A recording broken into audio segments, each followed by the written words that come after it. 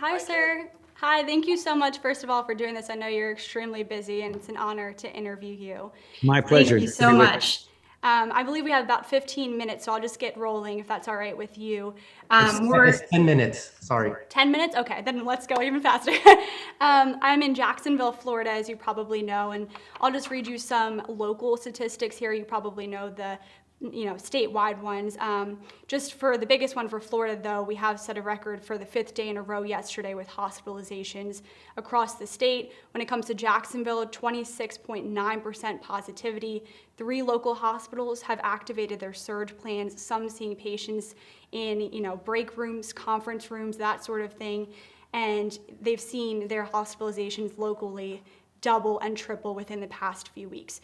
Given all that, hearing those numbers and that information, what is your reaction right now about here in Jacksonville? And if it were up to you, would you mandate masks here in Jacksonville?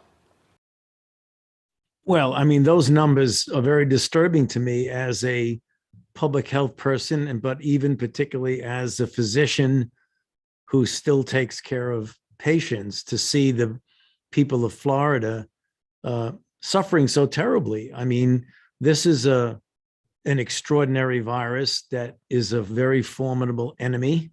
The virus is the enemy, and we need to do everything we can to counter that. The best way to do that, obviously, is to get as many people vaccinated as you possibly can, as quickly as you possibly can. The next way to do that in the immediate sense is mitigation.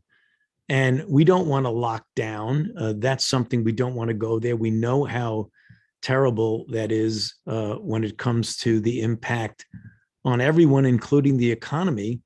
And we certainly want to get the children back to school because we know what the negative impact is on children when you keep them out of school and have them learn only virtually, both on their mental health, their developmental health, et cetera. So one of the best mitigations is if you're going to do those things, you've got to take care of and protect the health of everyone, including the children. One of the easiest ways to do that is by wearing a mask. And that's one of the reasons why the CDC comes with the recommendation that even though people might be vaccinated or not, if you want to get the kids back to school, they should be wearing a mask.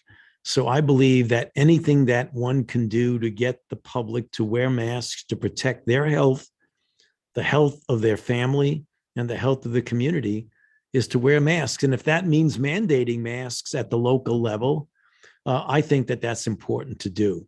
And I know there's been some controversy about that, but that's unfortunate because those kinds of controversies should be put aside. And the most important thing driving decisions should be the health of the population. And in this case, it's the population of the state of Florida. That being said, going off of children, a 16-year-old died here in Jacksonville. We're hearing no underlying health conditions in a hospital here in the pediatric ward yesterday. As you mentioned, there have been some controversy. The governor putting an executive order out last week saying that basically making it harder for school systems to mandate masks, saying he would cut funding. What is your response to that? And what is your advice to parents, teachers, and students who are worried for the school year? I will mention that our local school system did defy the governor the other night, voting for a mask mandate with an opt-out option. But what is your advice for these people who are concerned? Well, obviously, I do not want to get into the politics of Florida. I mean, it's obvious how the Florida governor feels about me with his T-shirts and his beer mugs. So I don't want to get into that. I just want to speak apolitically as a pure public health person without any political leanings at all, is that I would advise the people of Florida to do whatever you can to safeguard the health and the safety of yourselves and your children. And if that means, going the extra mile to push to get what you need to do to protect them, I would go ahead and do that. We're not talking about political statements now. We're talking about the health of you, your family, particularly your children. That should supersede any other consideration that you have. The Florida Hospital Association earlier this week called Jacksonville the epicenter of the pandemic for the state of Florida. do you see it in the same way? And in a national sense, really, what do you see our area, Jacksonville and the First Coast, as in this pandemic right now? No, I think you called it correctly. It is really unfortunate that you have two states, Florida and Texas, accounting for something like 40% of the infections. That's so tragic.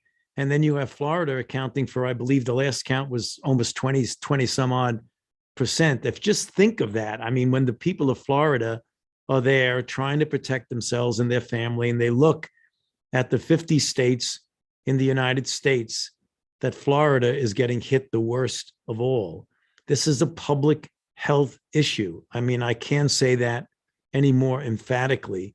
I don't care at all about anybody's ideology. The virus doesn't care whether you're a Democrat, a Republican, an independent, doesn't care what your libertarian needs are, whatever it is. The virus will find vulnerable people, will infect them, will make a certain proportion of them sick, and will kill a certain proportion of them. The data has already told us this. We have 614 or so thousand people in this country who have died from this virus. We need to take this virus very seriously. It is a threat to everyone. And what's going on in Florida is a classic, typical example of what happens if you let the virus freely roam around, either with a low vaccination rate or not allowing people to take the proper precautions, such as masking, to protect themselves. Speaking of vaccination rate, here in Jacksonville, ours is below 50%, it's around 42 fully vaccinated. A few hospitals here have mandated as recently as this week for employees to get vaccinated. What are your thoughts on mandating vaccines for healthcare workers and just businesses overall? I am very much in favor of mandating vaccines for healthcare workers. This is not a unique thing, Kailey. I'm a practicing physician in my hospital here in Bethesda. If I want to go on a ward to take care of a patient, I must get vaccinated with influenza and hepatitis. Otherwise, I can't see the patient. So this isn't something new that was cooked up in some political atmosphere. This has been going on for many, many years, that healthcare providers have a responsibility to safeguard the health of the people that they're dealing with. And you do that by making sure you don't walk into someone's room and give them an infection. That's the reason why you have those mandates. So it isn't unique to COVID-19. And I think people need to realize that when they hear about mandating healthcare providers to get vaccinated, it's not something new that originated with COVID-19. Great, and just if I could just ask you two more questions here. I just want to read you something from a healthcare worker that just the other day posted on Facebook. Jacksonville area hospitals are literally burning to the ground. She says she's angry. She's seeing so many people her age dying of something that can be totally preventable. She says, feels like we're fighting a war we cannot win. Pray for healthcare workers. We are not okay. What is your message to her, local healthcare workers, and everyone around this country and world? Well, I think the Florida healthcare workers, similar to the healthcare workers throughout the country, in my mind, are the real heroes and heroines of this. It is tough enough. I know I've been there in the trenches, particularly during the years of HIV/AIDS, when I was dealing with a ward full of people who were desperately ill and dying. So I've been there, I've done that, so I can clearly commiserate with them. I know how they feel, and I just want to encourage them that we understand it. You are our heroes, you are our heroines. You're being put in a difficult position because there are elements in your state that are preventing you from doing the things that you really want to do. And that's really unfortunate.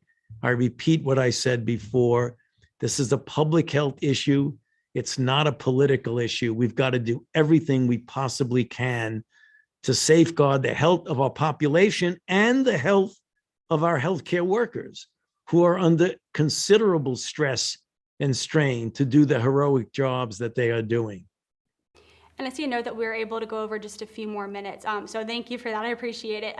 Just adding on to that, Duval County Medical Society, the foundation's president the other day, he urged, and now you don't want to get political, but the governor to declare a state of emergency or a public health emergency here in Florida. If he were to do that, what type of resources would be available, and do you think that that's needed here? Well, I think, again, I'm not going to get into the political issue there. That is not helpful. It'll only create a back and forth that I don't think is helpful to anybody. But I think you should do everything and anything you possibly can. Florida is in a very, very difficult position. How can you be living in Florida, look around and see that of all the states in the union, you're suffering the most? That is terrible. And really, we need to do everything we can for the citizens of Florida. We don't want to see the citizens of Florida getting ill, going to the hospital, and certainly not dying. So we need to do everything we possibly can to help them. So would that be declaring a state of emergency here? I don't want to. Okay, I understand. And then just your message for people here on the first coast of Florida and up to Southeast Georgia right now. As I said, that we've been called the epicenter for Florida, which you say is the worst out of the entire nation right now. What is your message to people here right now? Just hang in there, do the best you can. Just do everything you can to protect yourself and your family. Follow the CDC guidelines. Do the things that we're talking about. Wear a mask, even if you're vaccinated when you're in a public indoor place. Get the children to be protected in schools by getting them to wear masks. I know it is not the most comfortable thing in the world, but I'd rather be a little bit uncomfortable and well than comfortable and then wind up in an ICU. How at risk are we for other variants right now? We've heard you say on national news that, the Delta is here, but what about other variants that we need to look out for? Well, that's another secondary negative effect of not controlling the virus in a place like Florida, in a state like Florida, is that it's a very clear tenet in virology that if you give a virus the opportunity to continue to replicate, it will ultimately mutate, because viruses that don't replicate can't mutate. So if you control the virus, you won't allow it to get the next mutation or 2 or 3 that could conceivably lead to a new variant that might elude the protection of the vaccine.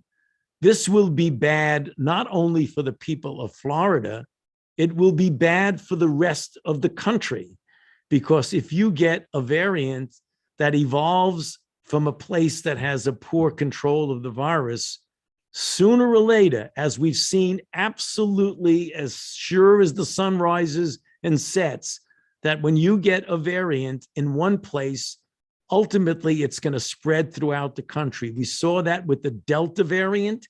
It started off 1 or 2% of the variants, then it went to 20, then it went to 50, and now 93% of all of the isolates in the United States are Delta variant. This could happen if we get a new variant, which could result because we're not controlling the virus very well. Thank you so much, sir. I know that you're extremely busy. Thank you for carving out time.